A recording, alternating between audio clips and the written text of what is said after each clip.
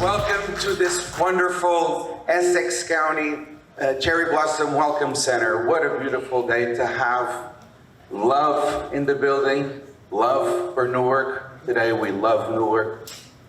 We taste Newark. We savor Newark. That's right, everybody. Thank you so much for coming. This is labor of love, and we, of course, wouldn't be able to do it without all of you and your support, and our panelists and our team, and of course, this wonderful building. So it's my pleasure in the name of Festival and Invest Newark presents this edition of Savor Newark.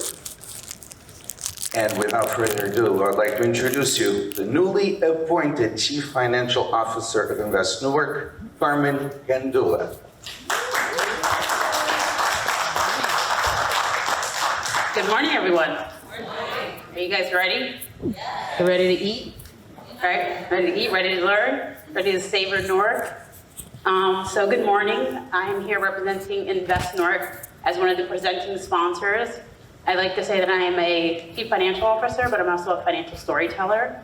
We invested $25,000 to put this program together for all of you here today, and so we're excited to be here. We're excited to be here in Newark.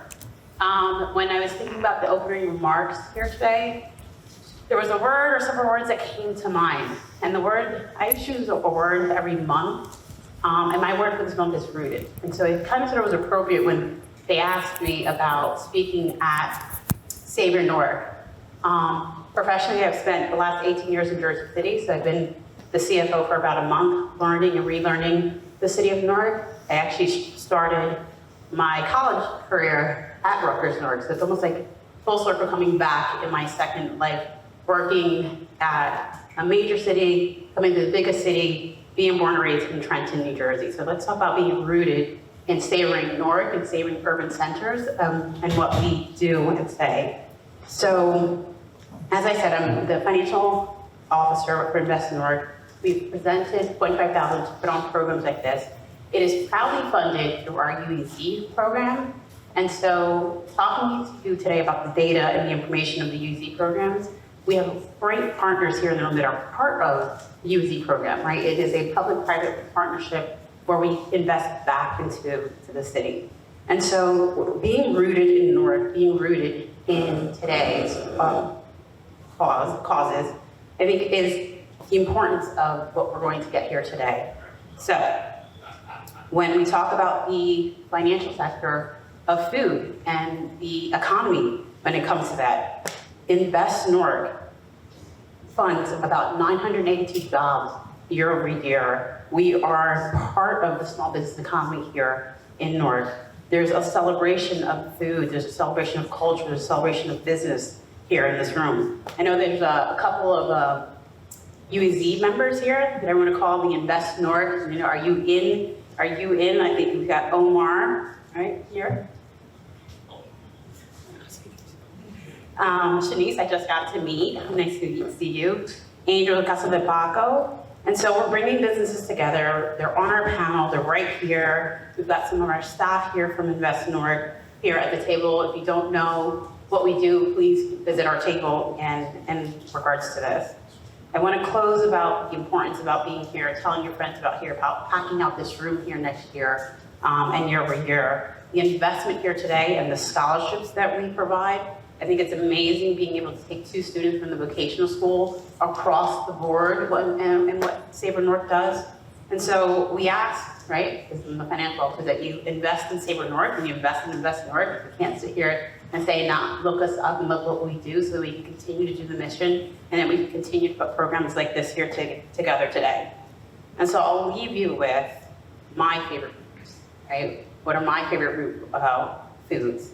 Yuca, Puerto Rican. So yuca is one of my favorites. I'll give you 3. Yautía and sweet potato, right? Some of the things about roots is that it's actually one of the most powerful things that you see and think of when you think about manifestation, things growing and things unseen. They're probably one of the strongest aspects of creativity and forwardness and the things that we need to do. So Newark is a city in motion. It is a city that's rooted and growing, and today we savor Newark and we savor the city and we savor all of us together. Thank you.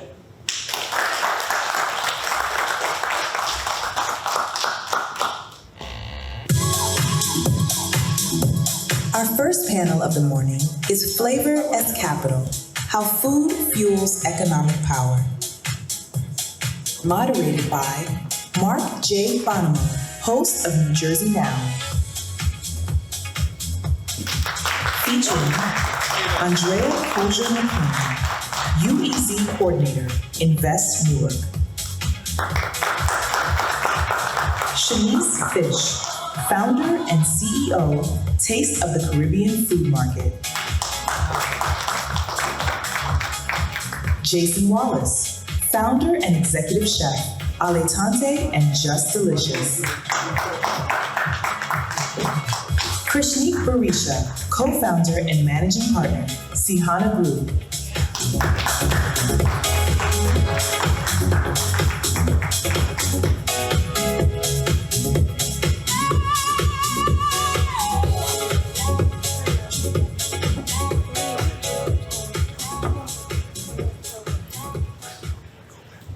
Good morning, everybody. How are you? Here we are in one of the green jewels of Newark, Branchbrook Park. Now, once a year, every year, we're in the Cherry Blossom Festival Center, right? The cherry blossoms bloom, they erupt with color. Newark is the most beautiful place in the world for that 1 week, but I'd make an argument to you. Newark is beautiful all the time, every day. Every moment. And now Newark's going to shine because its moment is coming. The World Cup is coming here. The world is coming to Newark.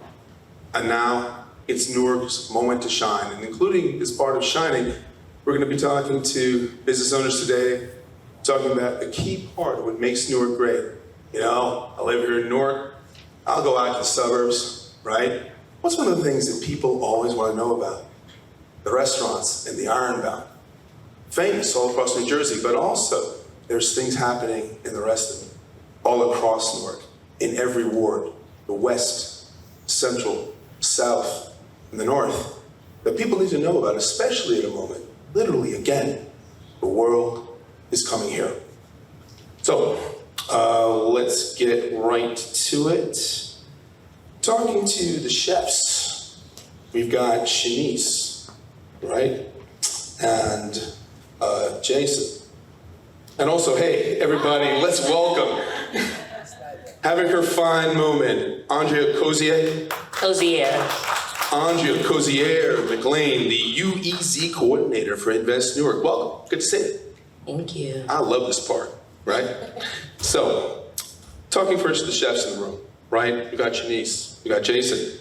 So, your particular cuisines, we're talking about cuisines from around the world. How does your cuisine reflect Newark's cultural diversity?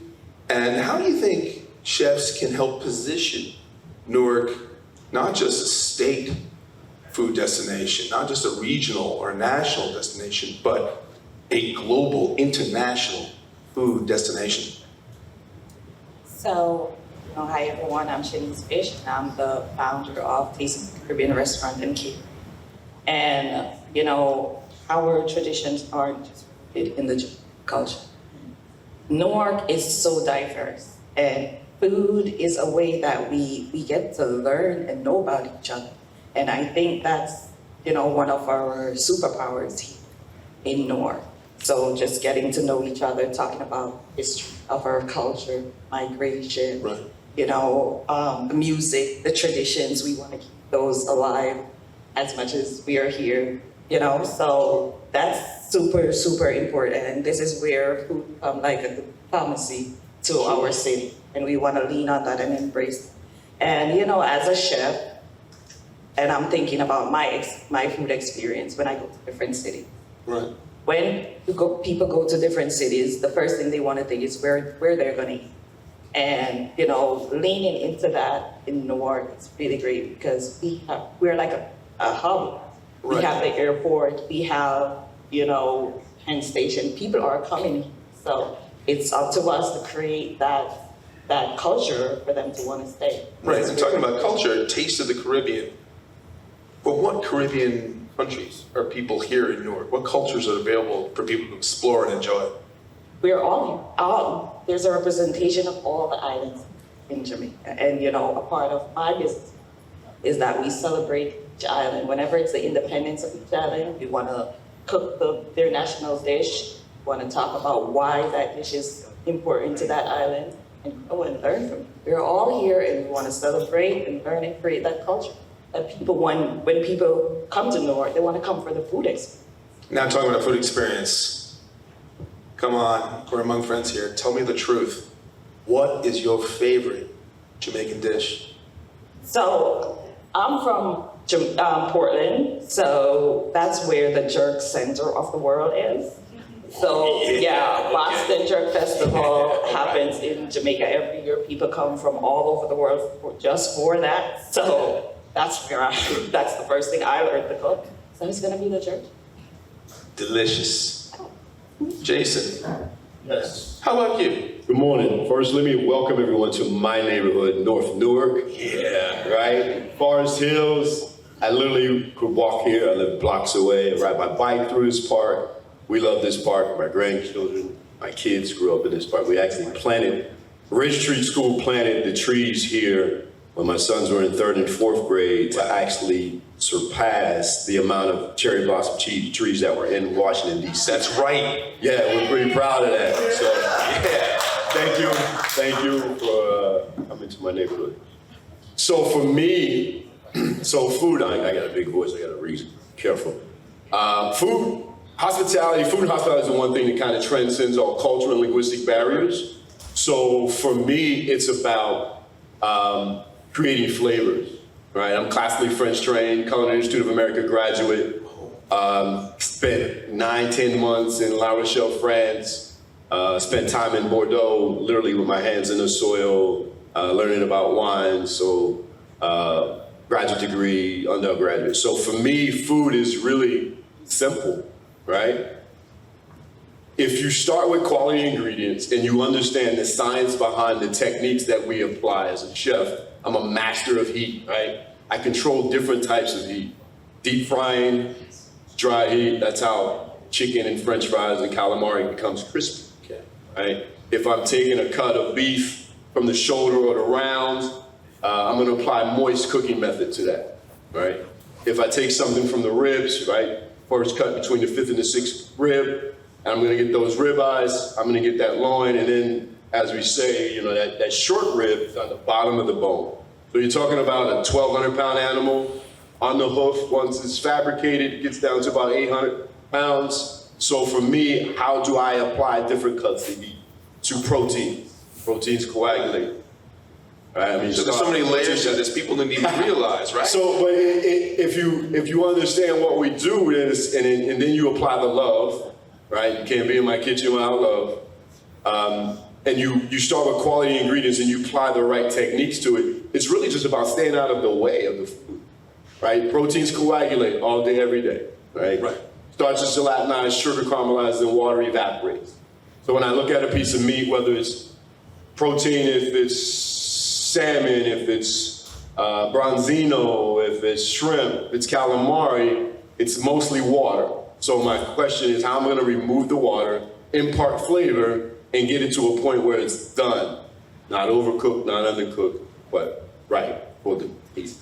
Now, I have kind of a personal question, Yeah. but I think it applies to all of us.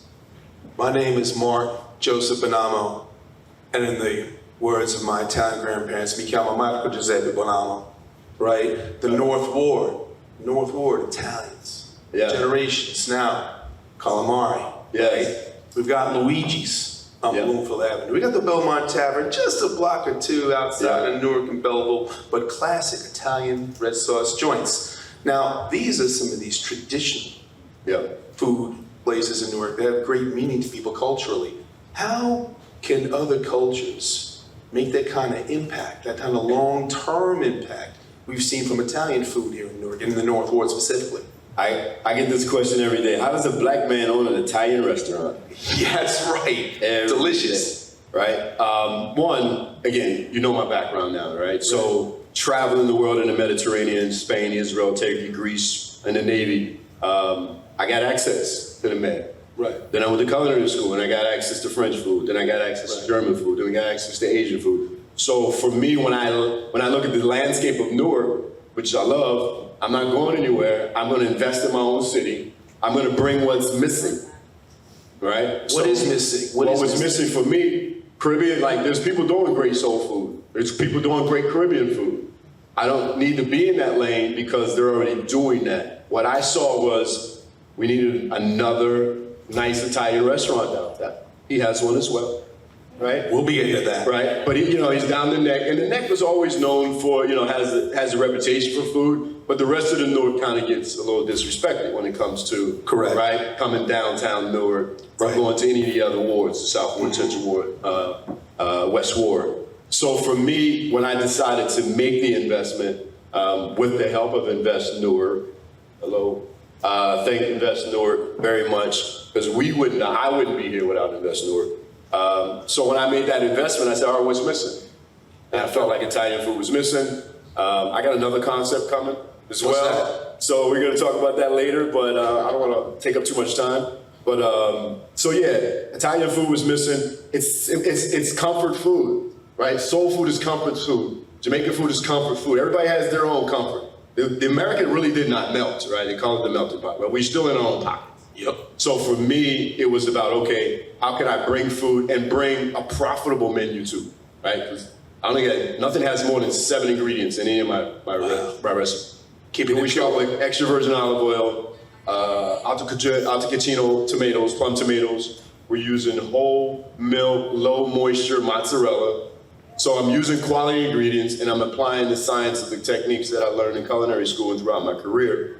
And there's a lot of love in the recipe. All you need is love, including in the kitchen. But now, let's talk about something, a little different, but adds to the whole discussion. There's always politics and policy. We are not touching politics today at all. But talking about policy, Andrea, how are these stories? We're hearing great stories today. We're about to hear from Mr. Barishaw as well. How are these stories that we're hearing being amplified to change perceptions of Newark at this broader level, beyond politics and policy even? How do you do that? Well, I haven't spent any time in Bordeaux, and I do not know how to make the Caribbean dishes like Shanice at all. That is not my strong suit, but myself, my friends, my family all frequent these businesses. So here at Invest Newark, it's an honor to support these business owners. What we do at Invest Newark, we provide incentives, we help with marketing, we do the ribbon cuttings, and we talked a little bit in our pre-panel call about perceptions and how Right. a lot of folks who want to come to the city, do come to the city or live around the city kind of feel like, okay, how do I pervade these businesses while navigating some of the, sometimes negative, media that we see about the city. Right. And so it's really important for us to kind of amplify the positive stories.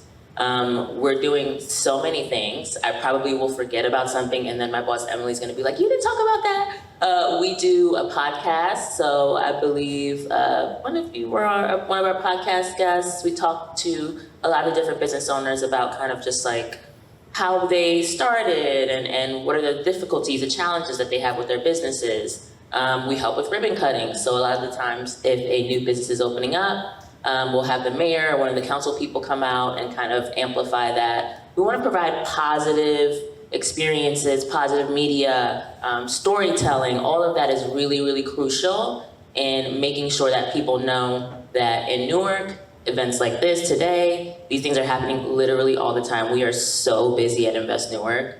Part of the reason why I kind of like jumped in a little late is because like we're doing a lot. Do what like, you need to do. It's okay. Do what you need to do. We are killing it. In addition to a lot of the organizations like NRBP here in the city, we're working really hard to make sure that we can kind of quell those rumors. Now, talking about people working really hard, Kreshnik. Kreshnik, Good morning. good morning, sir. Please tell everybody here today the names, plural, and locations of your businesses. Good morning, everyone. Unlike the previous speakers, I stay away from the food and the kitchen altogether. So I'm more of a concept person. I like to lean on creativity, soul, and resilience. Those are the 3 pillars that we build our brand on. Why are those pillars so important? Well, they're important because when you are creating concepts in a city like Newark, those are the values that the city embodies. So you want to begin learning the terrain, knowing it, and living it. And our beginning started with Sihana Cafe on Ferry Street across from Iberia. And then we developed a concept called Five Corners Restaurante with the help of Invest Newark. And we added a 3rd location in downtown Newark with Sihana Bistro. Wow.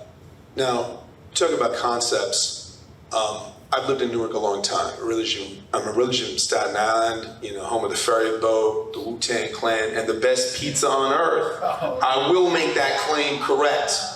So, since I'm sorry, right? Anyway, but being from Staten Island, of course, I glow in the dark. But I have lived in beautiful, wonderful Newark, New Jersey for 20 years. And I lived for 15 of those years in the Ironbound, Down Neck, neighborhood I truly love. And when Sahana opened, to me, it was this revelation. Because listen, I like coffee. I like coffee a lot. It's a critical part of my lifestyle. There's plenty of that in the Ironbound. What there is not. When I walk into Sahana, there's not only coffee happening, there's fashion happening. You can get a hat that says Newark on it, N-O-R-K, the correct way to pronounce our fair city, right? And then on the wall, there's a wall of books, nothing but books. James Joyce, A Portrait of the Artist as a Young Man, one of my favorites, man. And, it's so wonderful for me to have this place where all these things come together. Why do you think places like Sahana and other places around Newark are places not just places to eat, but places for cultural expression and enjoyment in ways that people may not even understand? They're so deep. In our case, we're more than just an enterprise. We're a social enterprise. Right. So our mission is to maximize social impact in any way possible. With our cafe, in the genesis of it, we were part of the World Central Kitchen, and we served over 30,000 meals. Right, and that's Andres, I'm trying to remember his name. World Central Kitchen. Jose Andres, yes. That's through right. Audible and NJEDA as well in the city of Newark. Critical. So it was a moment of despair, but also a moment of people coming together, and the meals, for me personally, contributed to learning the city at a level that I didn't know previously. Together with my business partners, Gabe is in the crowd, we delivered the meals to places of faith, senior centers, shelters. From that, we searched for other ways to connect, to have this impact. We work with Newark Library. We source all our books from them. That's right. At one point, we were the only secondhand bookshop in the entire city of Newark due to the fact that the other one went out of business during the pandemic. Wow. So we're always seeking ways where we have our enterprise, but find a way to contribute to the larger community. Right. Now, let me go down the road with this next question, starting with you, Andrea.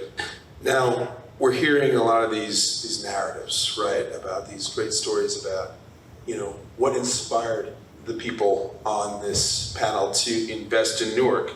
Now, how do these narratives, both drive your work and for the people here who have opened these businesses, how do these narratives influence your confidence in Newark as critically a place to invest? Yeah, well, I have been living in Newark for over 20 years now, 20 something. My mom's here, she confirmed. But in my time here, and also, my family lives in the North Ward. We also live right in Forest Hills. There you go. So my time, like my beginnings in Newark were in this area, kind of learning about the different cultures in this area, the Puerto Rican food, the Dominican food, and then moving downtown, we have so much diversity in the restaurants. And so through my work at Invest Newark and the 10 years that I spent doing economic development, I've gotten to know a lot of different business owners. There is an energy here that I'm sure a lot of people in the crowd and a lot of the folks that we work with and our partners talk about. We feel it, we're in the rooms together. There's an energy here that the business owners have, the artists, the creatives, the residents, that kind of keeps, it's kind of like a best kept secret, right? Yeah. It really is. Like, we have Senegalese food, we have European food, we have the Spanish food, obviously, all of the Caribbean islands, We have so many different cuisines here. Right. Like, I rarely go outside of the city to eat. Wow. Like, I can go to literally every different ward and get something. Any time of the day, the food is impeccable. And so when it comes to the confidence in which I do my work, Right. I'm very clear about what, I'm talking about. Yeah, you love Newark, and Newark City, you can find Newark. That's okay, I'm gonna say it. I'll say it, right? So Newark, why not? You can stay within the boundaries of the cities and find all these wonderful things you can find in Manhattan and the 5 boroughs. Now, Kreshnik, you not only have invested in Newark, we're talking the same idea about the confidence as a place to invest. You, sir, are supremely confident. You've built out from the Ironbound, you're moving throughout the rest of the city. Why? The restaurant business isn't easy. Why do you feel that drive and that confidence to do it? So our brand is a made in Newark brand. Right. So first and foremost, we want to exemplify that something excellent, or our ambitions to strive for excellence, Right. should be our motivation to do more. With each concept, we want to prove that we can change the narrative with quality, with aesthetics, with good service, and a number of our concepts, they bring a large number of guests outside of Newark. Mm-hmm. So now, by bringing in people who usually wouldn't visit Newark for certain concepts like Five Corners, now they're looking at Newark with a different prism. Continuing this idea of a made in Newark brand is our objective. And we truly believe that the city deserves to have strong concepts, contemporary concepts, modern concepts, as it makes its next developmental stage. Right. Now, Jason, we want to talk about excellence. You, sir, are a graduate of the CIA. I am not, repeat not, talking about those spy guys down in DC. I'm talking about the Culinary Institute of America. Fact, my wonderful sister, Catherine Mary Benamo, she lived for a long time up in the Hudson Valley, right? Right outside of Poughkeepsie, and dotted in the restaurants all up and down the Hudson River. You had these CIA graduates. You can even go, right, to the CIA, what's that, Hyde Park? Yes. And there are people actually making restaurant students for like not that much money, and you can go and you can eat this stuff. So you're trying to bring this, now it's okay, the Hudson Valley. Now you've trickled down all the way down the Hudson River, right? Yep. You've even gotten onto the banks of the mighty Passaic River, right? And here we are, you're trying to bring this type of excellence to Newark. Like, is that a challenge? Because people, you're like, listen, I know what to do in Bordeaux. I can handle it. You're trying to bring that here. And I love Branchwood Park so much, the holy trinity of the hot dog trucks, right? Chris's Red Hots, JJ's, Tony, what's the fourth? There's four now. JJ's, Tony's, there's the second one up on Bill Street as well now too. I learn something new every day. Thank you so much, Ms. Morgan. So how do you bring this type of culinary excellence to Newark? Yeah, I'm trying not to curse, but it's personal. Okay. It always was personal for me. I came out of the United States Navy in 1987 and stationed down in Leonardo, New Jersey, right? Naval Weapons Station Earl, Sure. USS Nitro, AE-23. Was in Beirut, Lebanon when I was fresh out of high school. Lived on off of South Orange Avenue in Hooterville, right? Grand and South Orange Avenue, and I worked at the Manor up in West Orange on weekends while I was going to culinary school. And when I got out of culinary school, I was actually working at the Highland Pavilion. And Mr. Knowles, Kurt Knowles, and that whole family. And when I bought my house on Clifton Avenue, they asked me, why are you moving to Newark? Right? At that point, I had 2 kids. Newark had everything that I needed. Right? So Newark didn't become excellent. It was never perfect. I don't know any perfect city. So for me, Newark checked every box. Right. From the time I was 27 and I had 0 kids. I just turned 61 last Sunday. Wow. Right? So Looking good. You're talking about, like, people can see things, but they don't have vision. Newark was always the place for me to raise my kids, send them to public school. They went to college, they're college graduates. So I don't know what the rest of the world knows or hears or says about Newark. I really don't care. I know that I've raised men. I happen to have 3 boys, my youngest daughter. And it was important for me to have them see representation of Black coaches and teachers and police officers and firemen and mayors and city councilmen. And, so when I decided to do my own investment, spend my own $400,000 plus what I'm helpful from Invest Newark and EDA and Newark Alliance and all the other support, it's a no-brainer for me. But I'm betting on me. I'm betting, and I'm creating jobs for people that may not even get an opportunity to get an interview at an Italian restaurant. Wow. Right? So I have another concept coming. We have 2. Right now I have Just Delicious sandwiches, slices, and shakes at 214 Market Street. Mm-hmm. And we're doing pizzas and we're doing some Venezuelan stuff over there as well. But imagine, and I just hired last night, I had a new busboy from high school. He got out of high school at 3 o'clock. He was at my restaurant at 5. I'm teaching him how to bust a table, right? How you pick up the side of that, right? It's the first Serve step. from the left, clear from the right. Yep. Right? Look at the table, analyze the table. It's table maintenance. Pour the water, right? Who's going to get his kid? He's not used to. I want to learn a trade. So this shit is real. I'm sorry. I said it. It's real personal. It's Jersey, it's okay. It's real personal for me. Sure. And it's, and I'm just giving back to a city that's already given to me, right? And I'm gonna do more for the next generation. So, yeah, restaurants are hard. I'm not making money right now. Right. Nah, I barely made payroll yesterday.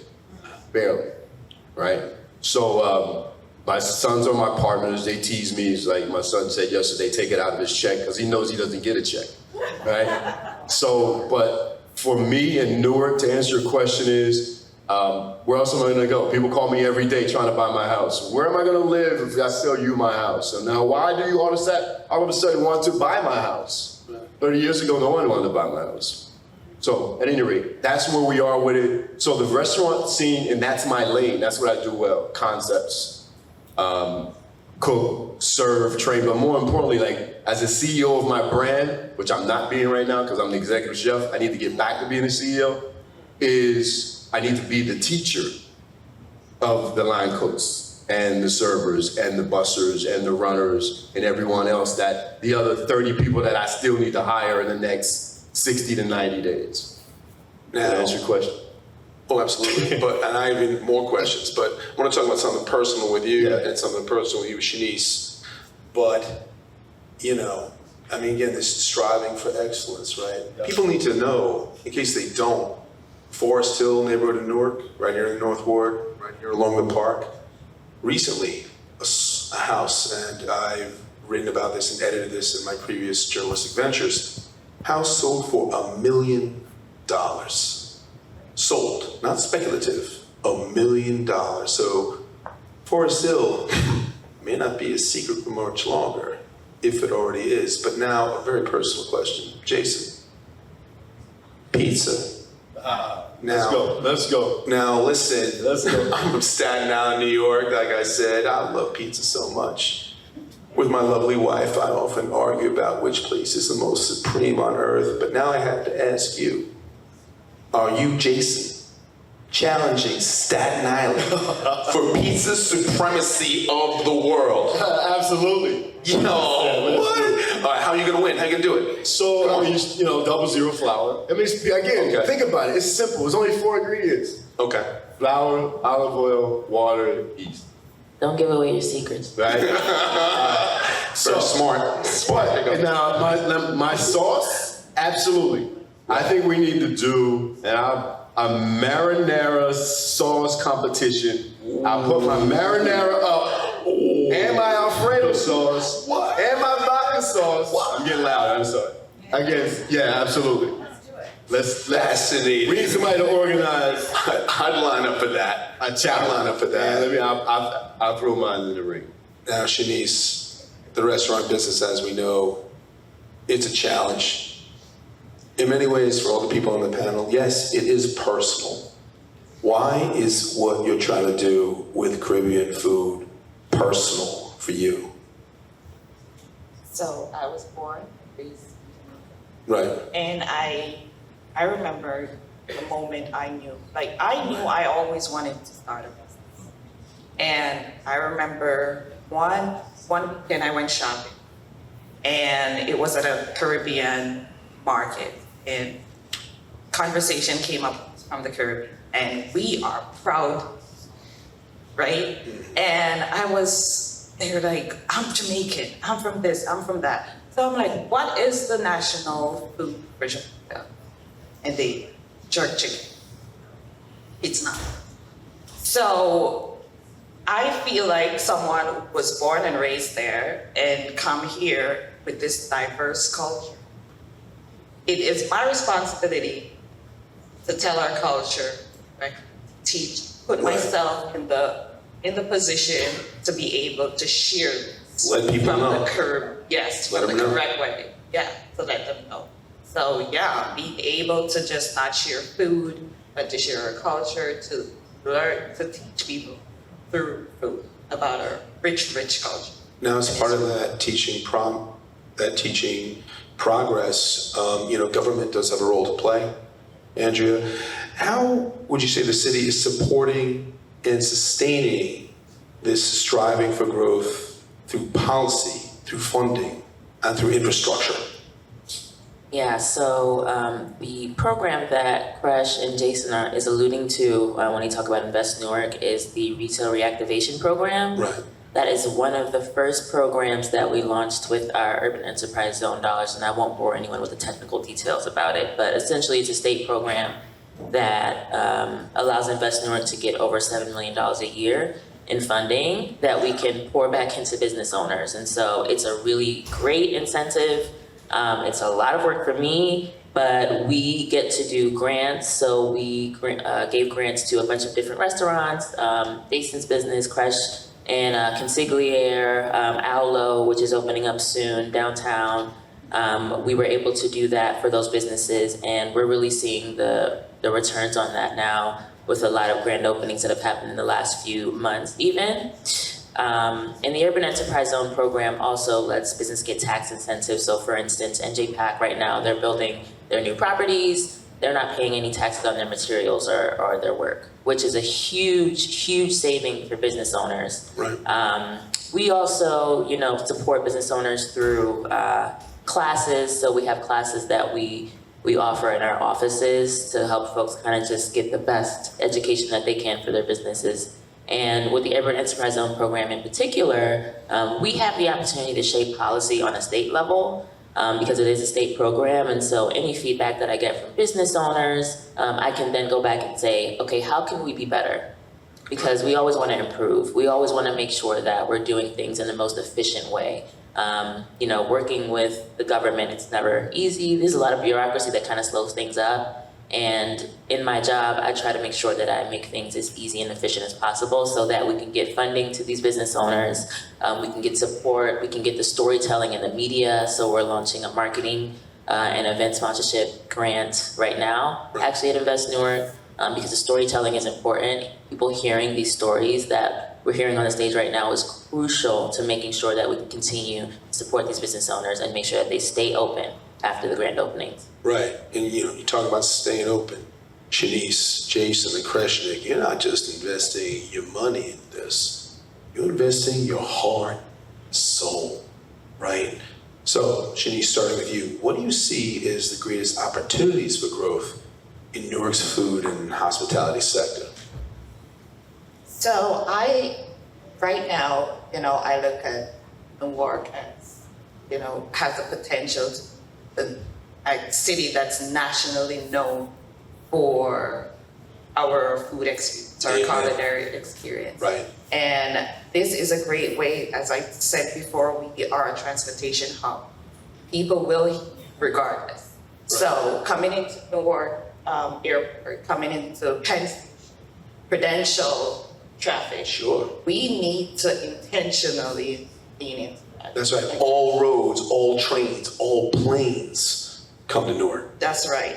So I think that's a great opportunity for us, and that's what we should really lean into to just change the perspective that they have, because we have a wealth of experience here to offer that no other city could capitalize on, and I feel like we're overseeing that. The residents are not ready to know this, but we need to get that out to the world. Kind of tell the world. Jason, what do you think? What was the question? Question again is, what do you see? You're investing so hard in this, both your money and your time and your heart and your soul. What do you see as the greatest opportunities for growth in Newark's food and hospitality sector? Yeah, I mean, everything Shanice said, but for me, again, it's about creating jobs, right? Mm-hmm. Artificial intelligence is a problem, right? So the one thing that AI can't do for me is saute, right? Small dice, medium dice, large dice, right? Serve food from the left, right, from the bartend. So for me, the ability to be able to create jobs and hire people in my community, because I have to get them from my zip code.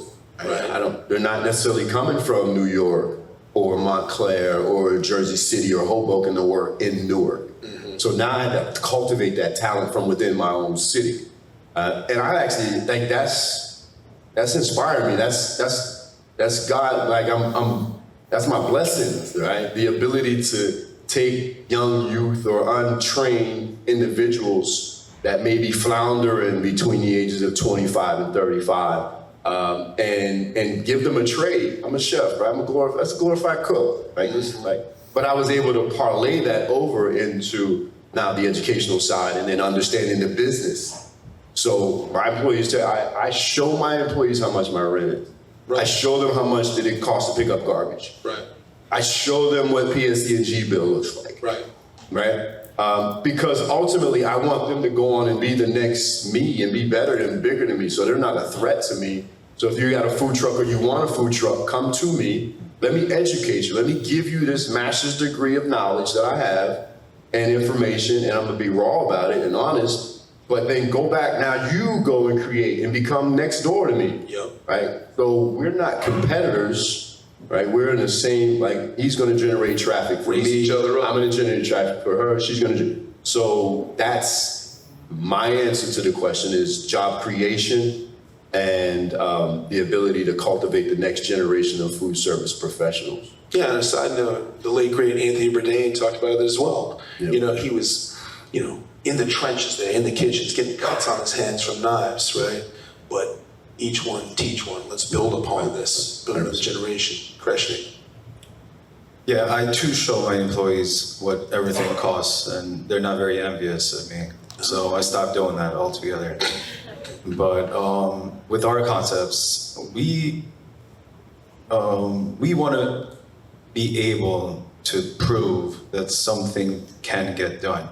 So if someone is on the fence with an idea that they may have, and they think it's egregious, that it can't be done, we want to be able to, however difficult it is, to look at that concept and look at the details of it, from the art, the books, the coffee, the quality, the service, all that it is not out of reach. It's something that isn't within everyone who wants to do it and has a passion for it.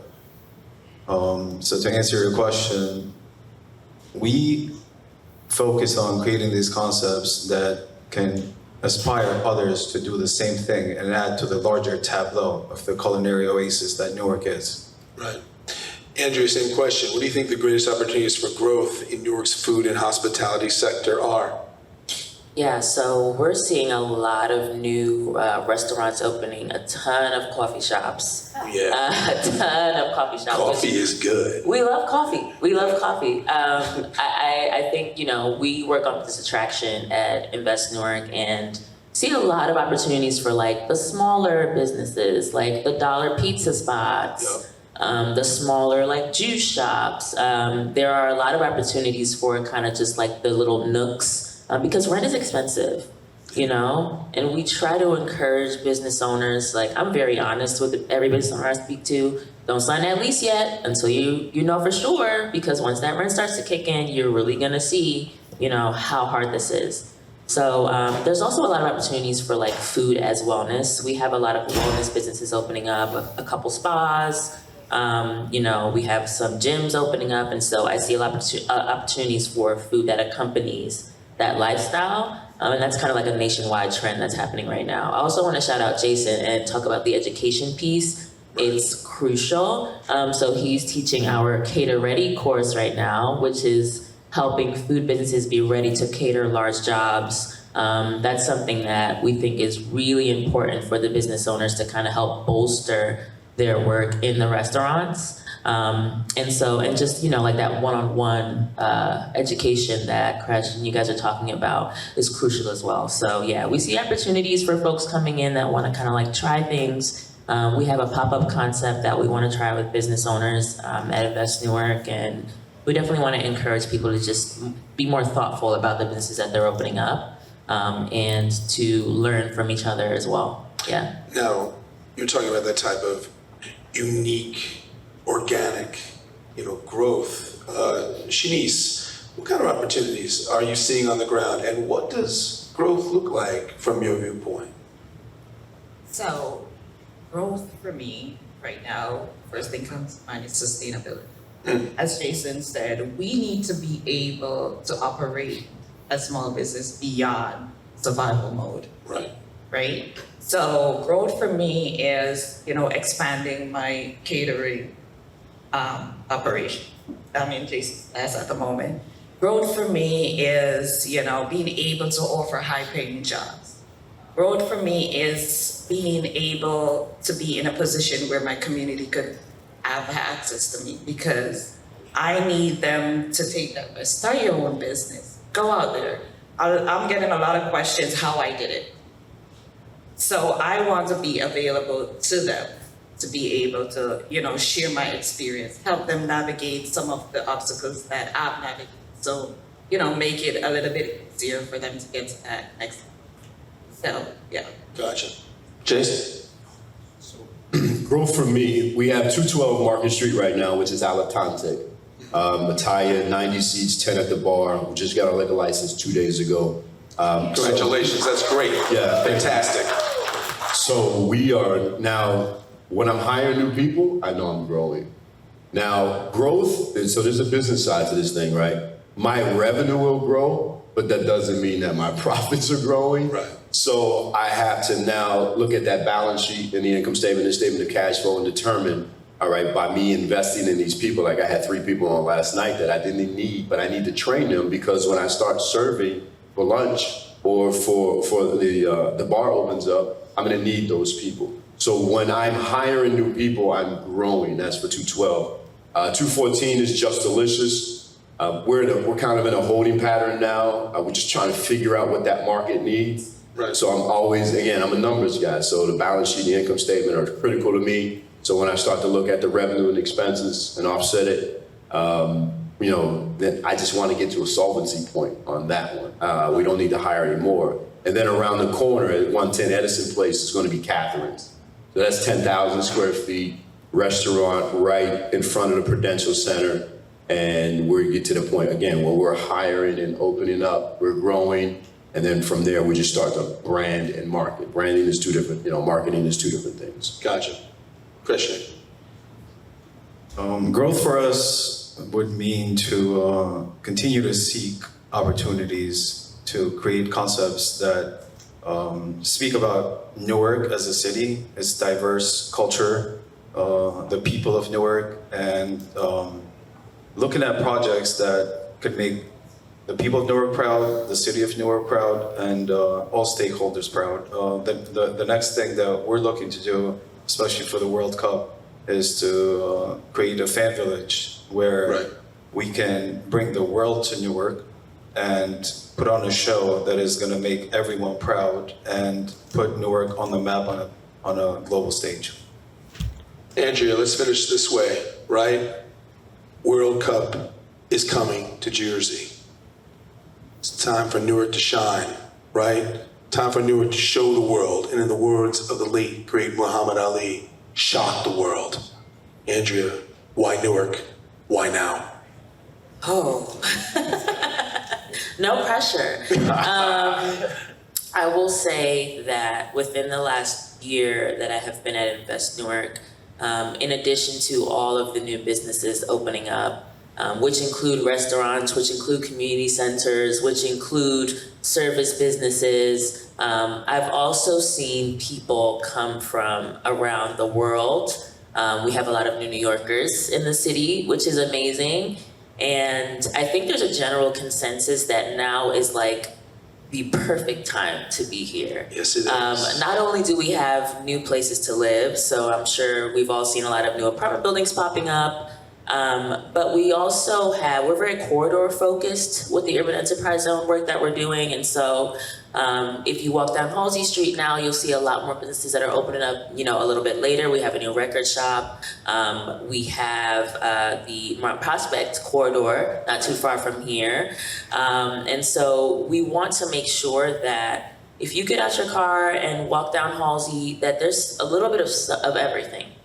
And so as we continue to build on that work, we do have a lot more work to do. We think that right now is the best time to invest. We have a lot of national brands also coming in, a lot of franchises. So we really feel that energy as we do our work. Like I said, we're very busy. We have a lot of people that want to be here right now. And we're at the crux of, this is said a lot, but I really do believe we're at the crux of a renaissance in the city. So, amen. Yeah. So again, Shanice, Jason, Christian, Andrea, I'm Mark Panamo. Thank you so much for your time. Thank you so much for your hard work. Good luck. And in advance, people of Newark, New Jersey, and the world, thank you so much for your support.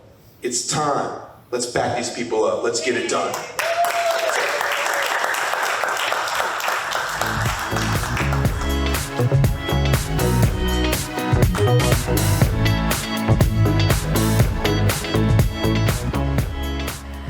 Anyway, my name's Nancy Painter. I'm with Edible Jersey Magazine, and I'm thrilled to be hosting this great panel today. I want to thank both Invest Newark and Plusable for putting this all together. So, as I was preparing remarks for this session that we have today, I came across very interesting statistics on the State of New Jersey website that said for the past 15 years, from 2010 to 2025, between 21 and 25% of the population in New Jersey is immigrant, is not native born. And that's 10 points higher than anywhere else in the country. So I thought that was quite interesting, you know, what an immigrant community that we are. When we started Edible Jersey in 2007, everybody here knows the typical New Jersey slams. People from outside of the state would say, Edible Jersey, food, what are you going to write about? You know? And my belief is that New Jersey has the best food story in the country. We have great fertile farmland, amazing seafood producing shoreline, and perhaps best of all is this great diversity of flavors. So that's where we're going to be focusing today. What a great benefit it is, and the culture and the memory and the connection and the migrant connection through food. So what I'd like to do, I'm going to start first with so much of our connection with food, no matter where we're from or no matter where we grew up or live now, is through memory.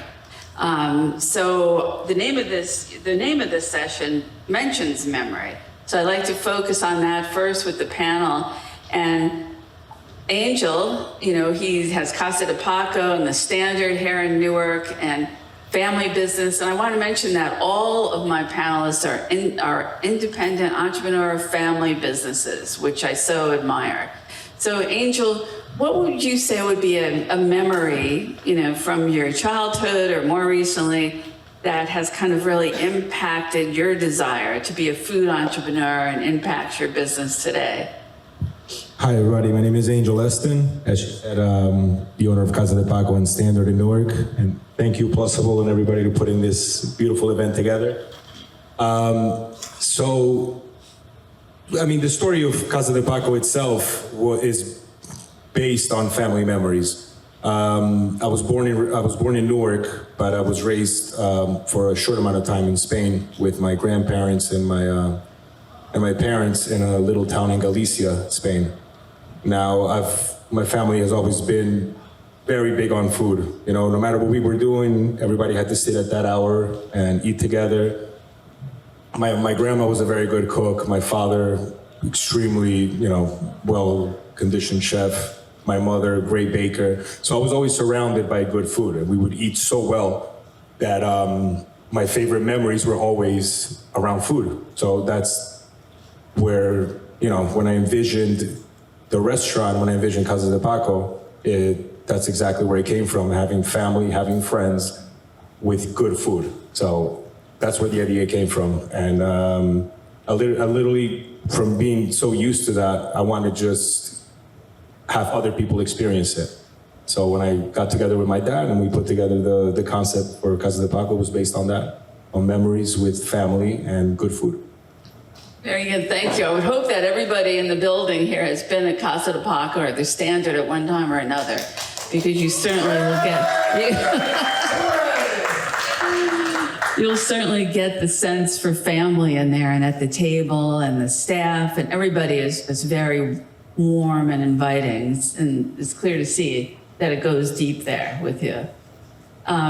So Alex with Savor, how do you feel, was there a food memory or food occasion that for you kind of connected? You know, it's a long-term family business. You've expanded from started as a restaurant and now has gone into packaged food, breads, tortillas, sold nationally, really. But is there a food memory at some point along the way that inspired you personally? So first of all, I just want to say thank you, Nancy. Thank you to all the esteemed guests, this honorable panel that I'm here with today, plausible as well. I mean, this first of all would not be possible with everyone here that's joining us. But I'm going to give you a quick, simple answer to that. Food brings us together. Breaking bread, I think, is something that has generationally through history, right, put two communities together, bonded, and just unified people. But to answer your question, when my father came here, he really started the business, right? He's a trained, a professor in Ecuador, and I was raised in Ecuador, and I came here by the age of 6. And I remember that at the time he was working in restaurants, and he would just bring these huge platters of food the next day. So for breakfast, unlike others that were eating, pancakes and things like that, I was eating like steak and salmon, and I'm like, what is this all about? So it was always a joke for us because I'm like, this is what my father is instilling, is how do we eat good food but together? How do we share that? How do we share those moments? And one of the memories that brings me to that is that, my family's very big on eating together, sharing meals. And when that expanded into the restaurant industry, and we now did that to other families, that changed my life. So every time when I just take the moment to eat, I really want to share my food, because it brings me back to my memories of my family, now with my friends. And I could only imagine what I could do in the future with consumer goods. So if I'm doing that locally, right, imagine if our food, how or what emotion and memories could that captivate as we logistically, expand into other cities. So my goal is to do that and keep growing positive memories through food. Very good, thank you. I think that I felt fortunate to work in the food industry. It's such a feel-good arena to work in. I mean, it's difficult business too, but it does go back to memories and an opportunity to sit down at a table and be together in today's world is so important. So next I'd like to go on to Lauren Koves, who's, in addition to being a 2-time Food Network champion and catering company, she recently, just in 2025, published a cookbook called Little Portugal. So Lauren, I'm wondering is there a food memory experience along the years that led you to want to do that cookbook specifically, or be in the food industry? Hi, everybody. So food is all I know. I'm a first generation, born actually right down in the Ironbound section. And in my house, if you wanted to hang out or see your mother or my grandmother, it was in the kitchen. And you didn't just walk in there and stand and talk. There was always like the greens in the sink to be washed, the potatoes needed to be peeled. Like you could be in the kitchen, but your hands were moving at the same time. And like you just said, dinner was every night at the family table, and it was always a full dinner. But even with my cookbook, everything in there is a food memory. I think soup is the word I use a lot because Sunday soup was our thing, and it's how we cleaned out the fridge, repurposed, reused ingredients in our house, made a new meal out of it. And I think for me, the nostalgia that comes with a nice big warm bowl of soup with bread was always the end of the week where my mom and I were in the kitchen, and she'd be like, open the drawer, see what's left in there, pull it out. Okay, we're gonna do this. And she taught me how to be thrifty and creative, which that's just carried through my career the whole time. Very good, thank you. And then Rafael with Brick City Bites, a platform that focuses on all the stories of Newark food. What about you? Do you have a long-term memory, recent memory where it kind of crystallizes for you on the work front now? I think it's probably a combination of two things. So obviously, I think we all have family memories, right? I think food is going to connect us to our families, but I think there's a critical connection as well to identity. So when we're thinking about who we are as a person, as a chef, as a food entrepreneur, we're thinking about our connection to our family's food identity. And usually it's a country, right? There's a country in question. So for Angel, right, it's Spain. For you, it's Portugal. For Jamie, it's Ecuador. But these countries, I think, in identity are going to be really critical. So I do have obviously, I have tons of memories of dinners with my great-grandmother, my Cuban family. I think this is what really propelled me into thinking about food and wanting to tell a story around food.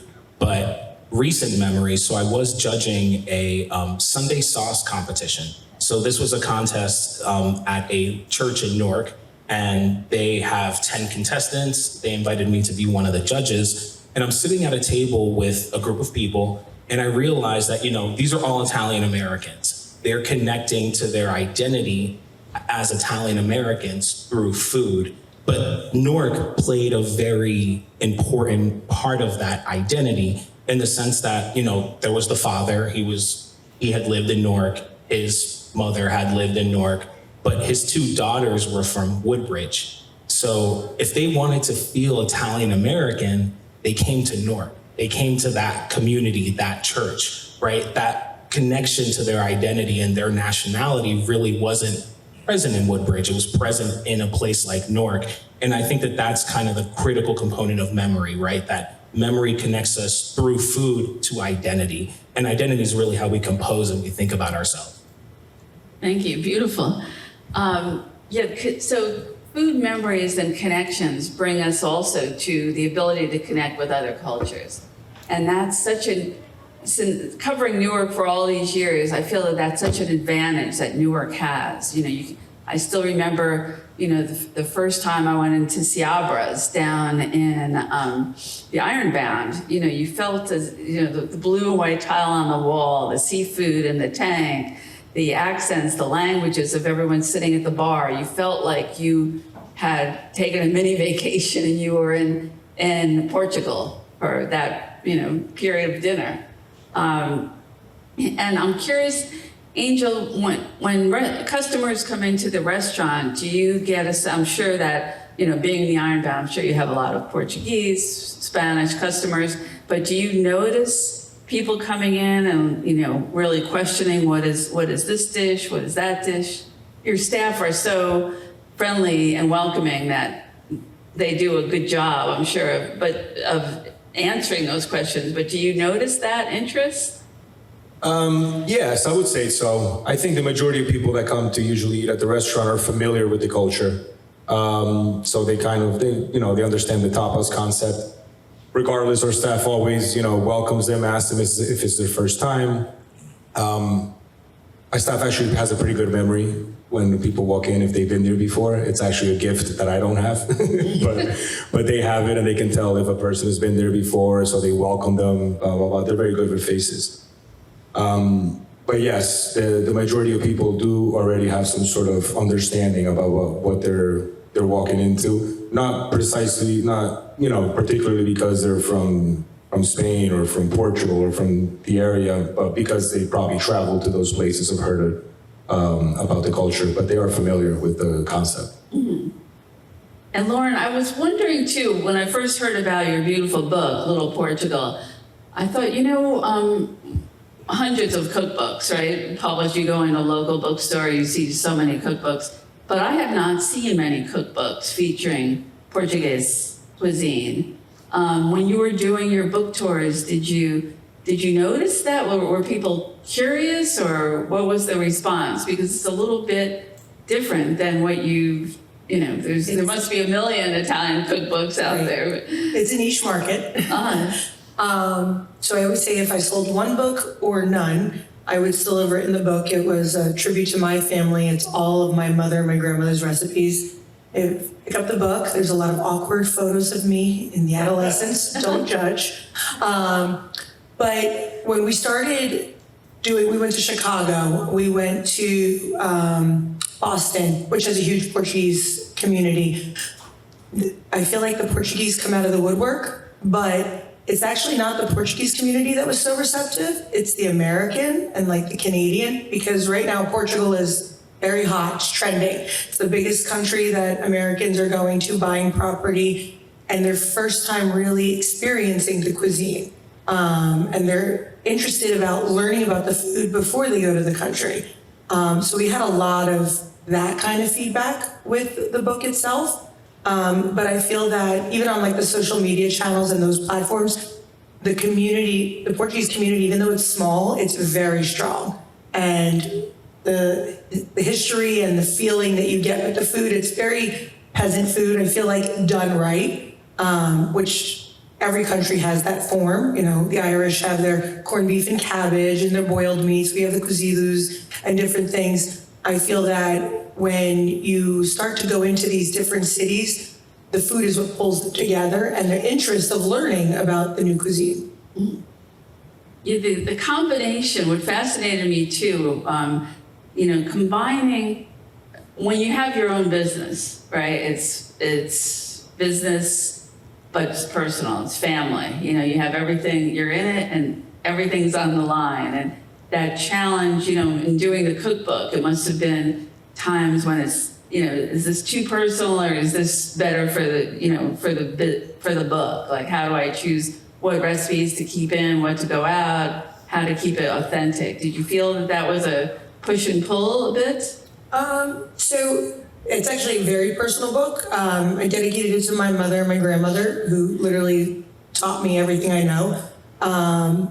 You were asking me earlier about, it took me 3 years. My grandmother unfortunately got Alzheimer's, and I really wanted to finish it so that she could see it before it really progressed. But each recipe in the book has a paragraph right before the actual recipe of where it comes from and why it means something to me. So something like Les Dents, which my Uncle Alcides had the oven in the backyard that he had built so that he could do the suckling pig out there, and how he taught me how to cut through the muscle and the tissue so that you use the big shears. And that was like why that recipe means so much to me, and how he showed me how to do the garlic and the mortal pestle. Each recipe has that. I really wasn't worried. Like I said, this book was for me, and it was to teach people about who I am. So I wasn't worried about being personal. I felt like that's how I was going to connect with people, because no matter what culture you're in, you have those connections. Right, so to keep it personal was definitely an advantage.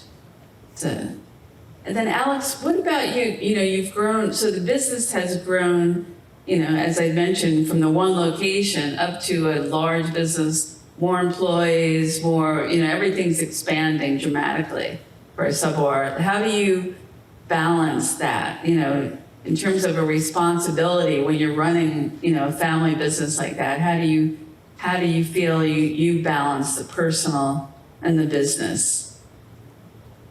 Thank you. So one of the things that I just wanted to clarify, so Savor Foods is, I would say, the consumer goods side of the restaurants called Savor Latino.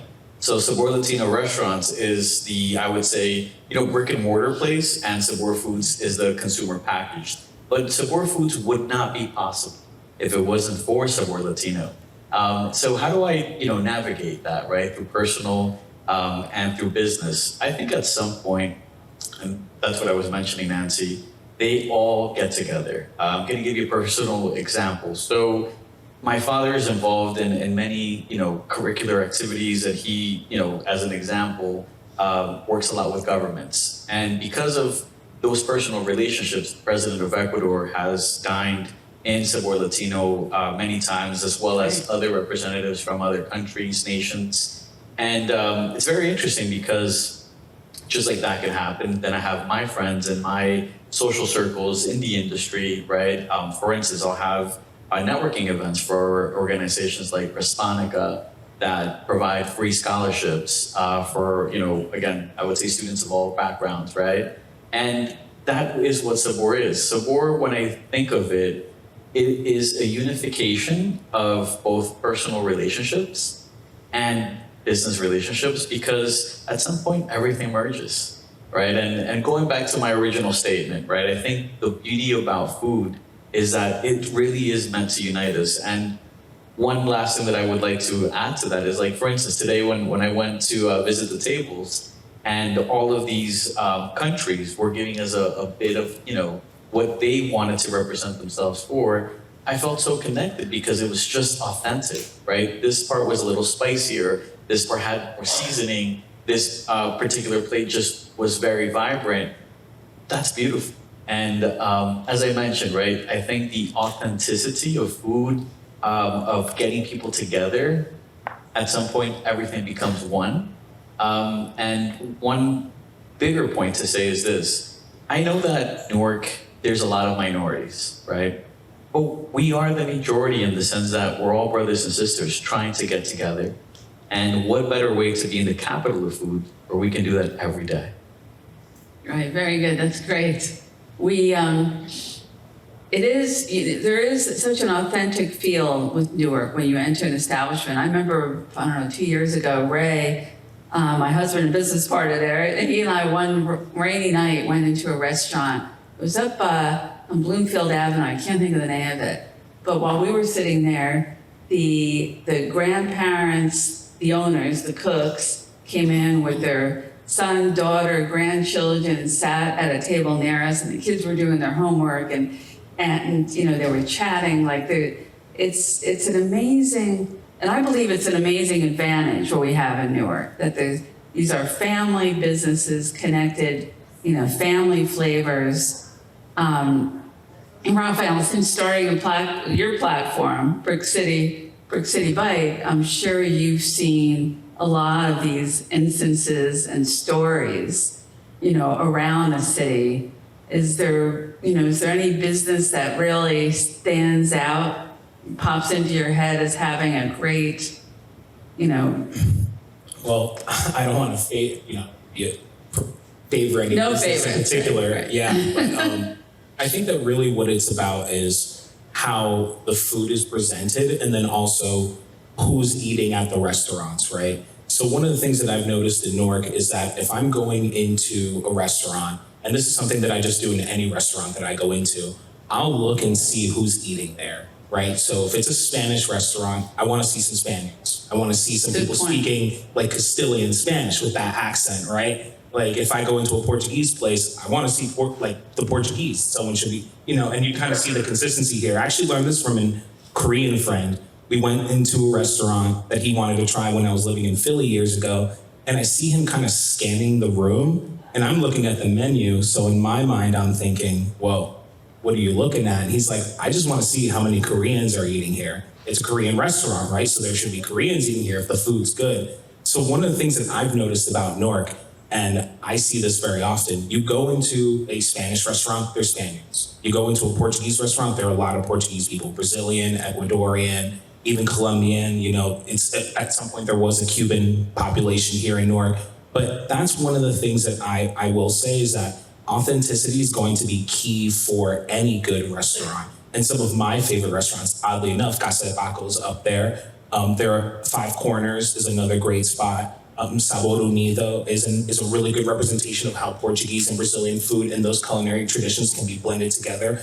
I'm a huge fan of Portugalia Bar and also Solmar. I love Mr. Nobre. He's a cool guy, and he knows my great-grandmother who came here in the 1950s from Cuba, right? So you can tell that these spaces are not only patronized and used by people of this culture, but they go there to eat and spend their money. And that's going to be one of the critical, I think, indicators of authenticity, a good restaurant, and also good food. Thank you. So, so food, of course, is a way that your businesses are all connecting with the community. And Angel, I know you're very involved in community activities, and you're one busy person too. But how do you feel, how did you feel either when starting your business or now, just many years later, in your involvement with the community helped that too? Did it, involvement with the community, has that helped your business? How would you maybe do things differently, or, you were always out there and about, so. Right. Well, I grew up in the community, so I always felt a special attachment to Newark and the Ironbound. I always wanted to be involved in the community, and I mean, sometimes you do it without noticing, but there was times where I felt needed, and also because, for example, during COVID, everything was shut down. You couldn't do anything. I remember hearing from a couple of my police friends and everything that, they were working extra hours and it was hard to find a place to eat or something. So immediately a light bulb went out. I was like, hey, we have the means. We can't really open up to the public, but, why don't me and my dad get in the kitchen and start giving out meals to first responders since they're out there every day? And we just got on it right away. And my dad was cooking, and I was going around in a car with my mask and dropping off meals at the East Precinct, at the firefighter over there on Chestnut Street, and and they were super thankful, and it felt, regardless of the fact that you're helping out the community, feels good, and it feels like it's something that was necessary at the point. And then I continued efforts into giving out meals. when the whole Newark Working Kitchens program started, and we would get these meals that we had to give to either shelters or to community centers. We always doubled up on the meals, so they would ask for 500, we did 1,000, and we would always kind of give a little extra, and your staff and your team and everything, they see that too, and it makes it empowers them also to kind of help out, and then I think the value of that just comes back tenfold, because now you see all these people also come, where you have more people that come to the restaurant, and they notice that. I remember when we first opened back up, and then people would come and thank us, and they're like, "Oh, we saw what you guys were doing during COVID. Thank you, etc." And it's a good feeling, and it helped. Like, I think it came back tenfold. It's always amazed me how, when times get tough, the restaurants are the first ones in the community to step forward, to, serve food, help people, get out there. I remember going back to Hurricane Sandy. It was just amazing how restaurants across the state, when people didn't have any electricity on and couldn't be cooking at home, it was the restaurants that were out. And also, I remember one day sitting in a restaurant where I was just there for a soup and salad or something. The 45 minutes, 60 minutes I sat there must have been 3 different kids that came in to ask for donations.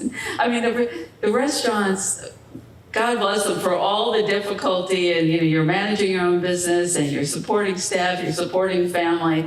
Just the heart of gold that the restaurant community offers to a community is just amazing to me.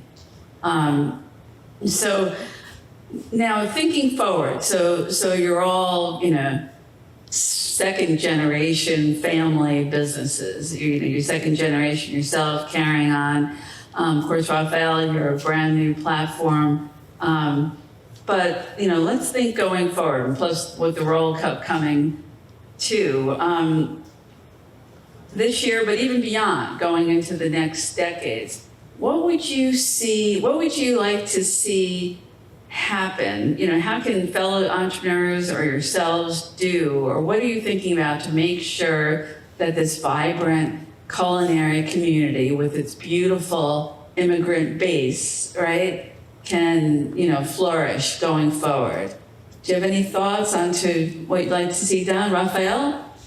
So one of the things that I think is going to be critical for creating a unified food community, food scene in Newark, is having something similar to, say, like Ferry Street, where you have a strip of different restaurants that are representing their cultures, their food, and obviously the people that they presume want to come and eat this food. But you kind of need one of these food or cultural hubs in each ward.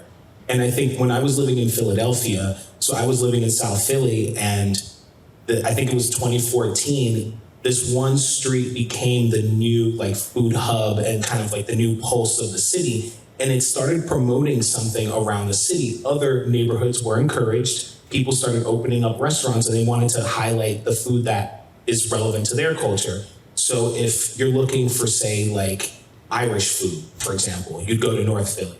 If you're looking for Polish food, you go to Northeast Philly.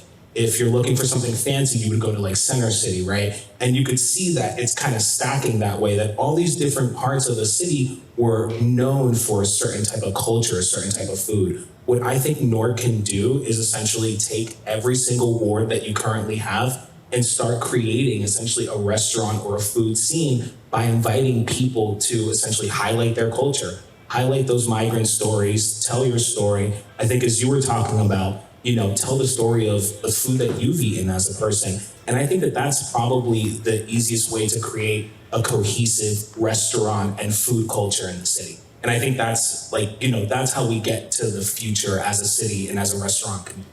And that's what I would like to see. Yeah, very interesting. So actually go out and take steps to invite new young entrepreneurs into based on historic cuisine, yes, or based on their legacy. Yes, and focus on Newark. So I think that all of us here in some way all have connections to Newark. I think, are we all from Newark? I think born and raised, we're all from Newark. And I think that that's a very critical, as you said, 25% of the state, is of, immigrant origin. And I think that number is even bigger in Newark in some sense. So Right. invite local entrepreneurs, local businesses, local people to try to highlight their culture, highlight their migrant stories. And I think that you're going to see this cohesive food identity start to be created within the city, where it's not just downtown and the Ironbound. I love those places. They're great to eat. But I know that South Newark, for example, could really likely use that like unified restaurant. And some of the best African, Jamaican,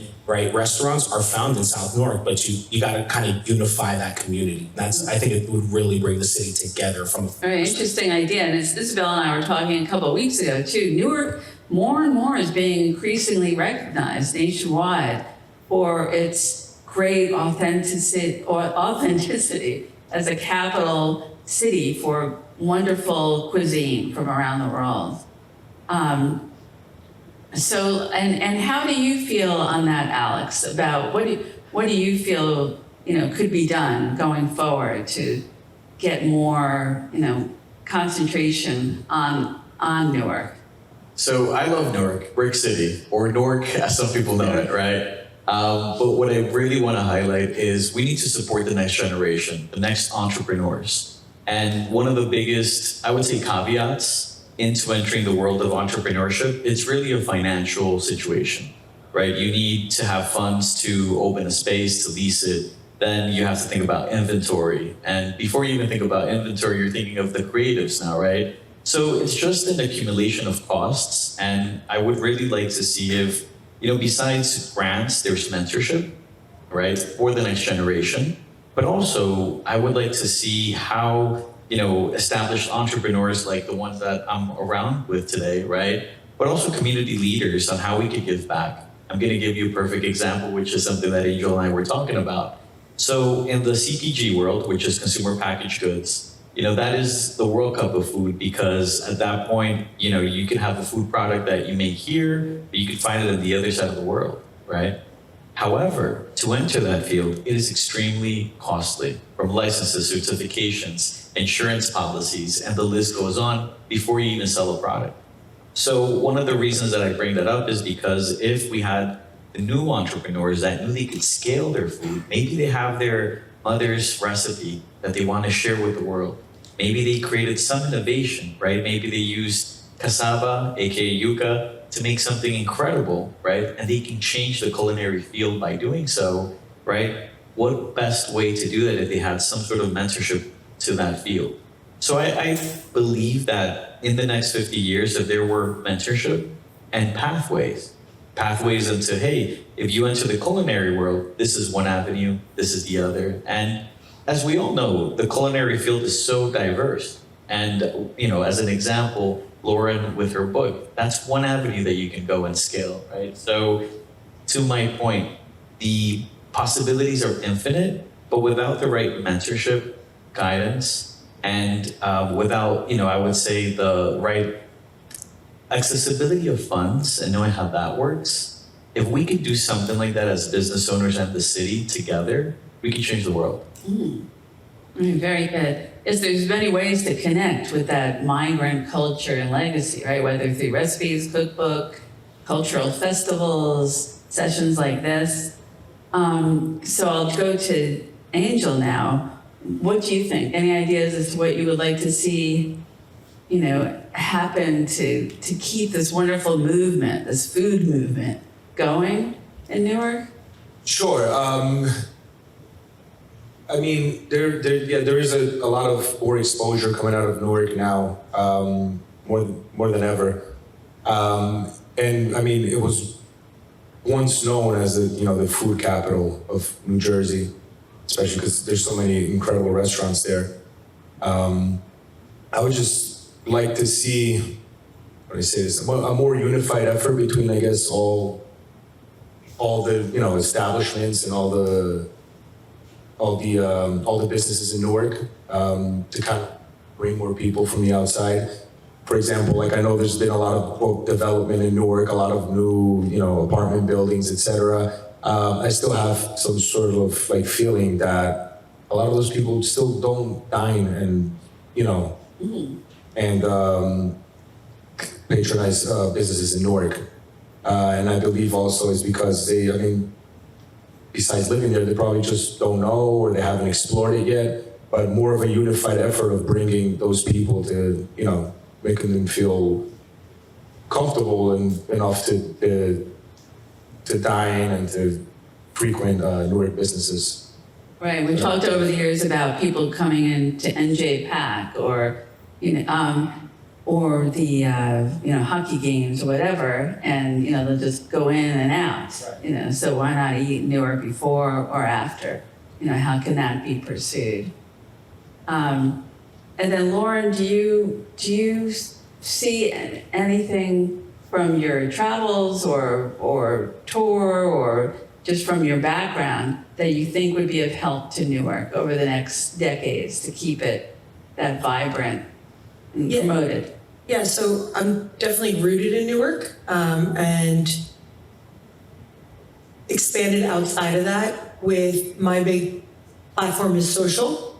And the way I would love to see, or the way I really try to educate is by coming into your house and talking about certain places and certain experiences and places to buy your products. Like, you were saying about Savor's in Newark, right? If you're a Portuguese person who lives in Texas and, your family came from here and you missed something, well, by scrolling and seeing a video that I put up and I talk about a product and how you can access it, now we're expanding that growth into different states, different places. And I try to do that by getting everyone to sit down at the dinner table. So like when I put recipes out there and I do content and I talk about food, it's about how you can get your kids involved so you can have dinner at home. But I do it with my own little Portuguese spin so that you're exposing people and having them be immersed in the community that you want